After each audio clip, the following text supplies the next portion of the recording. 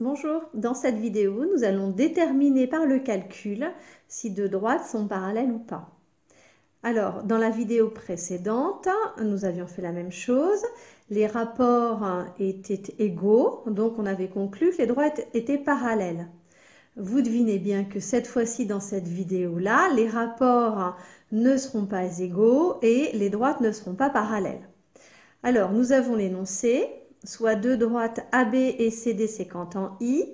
Alors, la droite AB, la droite CD, effectivement, elles sont séquentes en I. Comment sont les droites AC et BD? Alors, la droite AC, la droite BD, les deux droites semblent parallèles. Mais là encore, on ne nous le dit pas dans l'énoncé. Et sur la figure, il y a des longueurs, des segments qui sont indiqués là, mais pas d'indication sur les deux droites qui pourraient être parallèles ou pas. Donc on va chercher par le calcul si les deux droites sont parallèles ou non. Et comme dans la vidéo précédente, nous allons calculer les rapports séparément. Je me mets sur le point d'intersection. Le premier rapport que je vais calculer sera la longueur IA sur la longueur IB. Donc la longueur IA sur la longueur IB est égale à IA mesure 7 cm et IB mesure 9 cm. Le rapport IA sur IB est donc égal à 7 sur 9, 7 neuvièmes. Je calcule ensuite le deuxième rapport. Je me mets sur I, la longueur IC sur la longueur ID. Je vais le noter ici. Donc IC sur ID, c'est égal. La longueur IC est égale à 10. Et la longueur ID est égale à 13. Donc, là encore, j'ai calculé les rapports séparément. J'ai calculé d'abord IA sur IB et ensuite IC sur ID.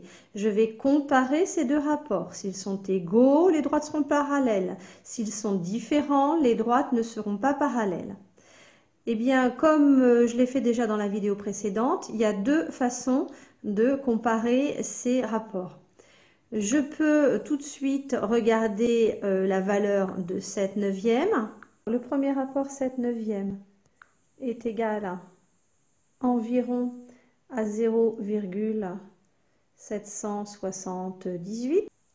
On va l'arrondir. En fait, ce n'est pas un nombre décimal. Il y a une infinité de 7 après la virgule. Et de la même façon, 10 treizième, c'est égal à environ à 0,769, c'est un arrondi, puisque là encore ce n'est pas un nombre décimal. Alors on constate tout de suite que les deux rapports ne sont pas égaux. Donc on pourra conclure que les deux droites ne sont pas parallèles. Je vais vous présenter sur le côté l'autre méthode avec les produits en croix. Donc je réécris 7 neuvièmes et 10 tiers. Je vais faire le produit en croix. Donc, le premier produit, 7 multiplié par 13. Le deuxième, 9 multiplié par 10. 7 multiplié par 13 est égal à 91 et 9 multiplié par 10 est égal à 90. Donc, avec cette méthode des produits en croix, on constate que les produits en croix ne sont pas égaux, donc les deux rapports ne sont pas égaux. Donc, IA sur IB n'est pas égal à IC sur ID. Je vais continuer sur une autre page, puisque là, je n'ai pas assez de place. Donc, on a dit tout à l'heure que le rapport IA sur IB n'est pas égal au rapport IC sur ID. On peut l'écrire. Les rapports ne sont pas égaux. Après avoir dit que les rapports n'étaient pas égaux, nous devons donner des phrases avant de conclure que les droites ne sont pas parallèles. Alors, Lorsque les rapports sont égaux, dans la vidéo précédente, on a dit que on citait les points alignés et ensuite d'après la réciproque du théorème de Thalès. Cette fois-ci, les rapports ne sont pas égaux et on va raisonner différemment. On va dire que si les droites AC et BD avaient été parallèles, eh bien d'après le théorème de Thalès, on aurait une égalité de rapport. Comme ici on n'a pas d'égalité de rapport, cela signifie que les droites ne sont pas parallèles. Je vais le noter tout de suite.